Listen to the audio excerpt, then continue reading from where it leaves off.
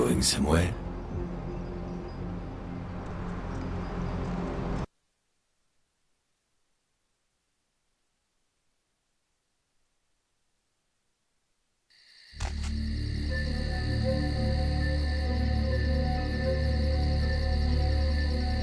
You! What are you doing here? No? You should get out of here. This place is bad news. Pardon me.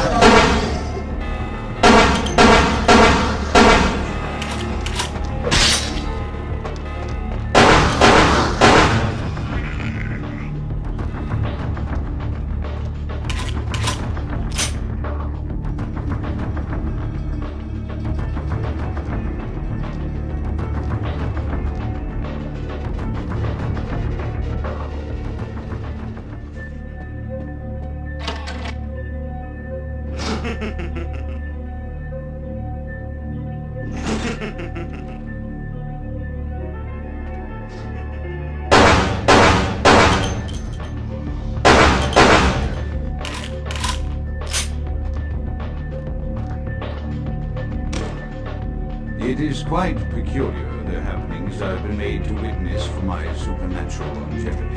I am thinking of one unfortunate phenomenon in particular, of unique interest to my station, both as a professional and as a sufferer of this vampiric condition. It seems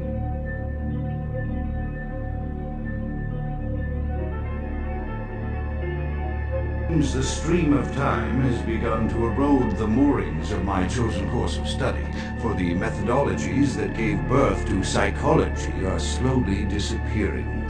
I find myself in an era that overlooks the physical component of psychological pathology time and again in favor of the sophistic practices of Freud. Phrenology, dactopintilism, and the rest of the old guard has fallen by the wayside, its champions all silenced in death, with my unique exception. Would that I could make my voice heard again, although it may be suspicious should I return to popular medical discourse 50 years after my apparent death. No, better that I continue my studies into the psychoses in secret. One day, may I hold up my own cure as validation of the methods. I am confident no cure for my condition, or that of my beloved wife, lies within our figurative minds, waiting to be unlocked by the correct combination of memories recovered from our childhoods. And I'm most certain it has nothing to do with the relationship between myself, my parents, and my genitals. Sorry, Sigmund, but I choose to stay my course. In time, too, may your star fade and disappear.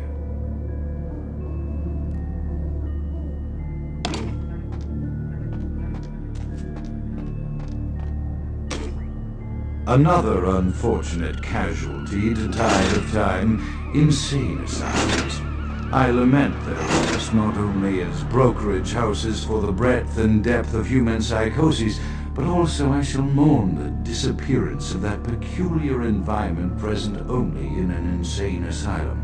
That palpable atmosphere of blistered brains and churning bowels, the odoriferous melange of freely flowing bodily humors, that gently rolling cacophony of distant sobs and screams, the muttered cursing at perceived enemies, and the blissful gurgling of the lobotomized, like a newborn babe discovering the sky.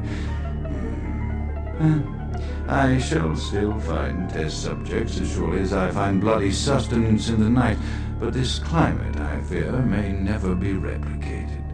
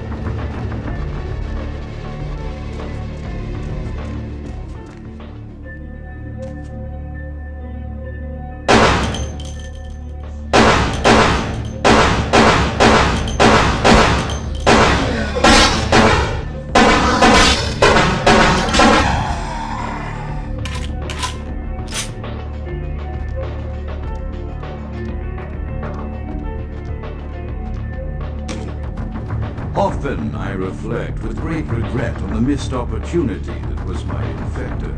Had I been conscious after the attack, I could have stopped the orderlies from locking her in the roaming pen.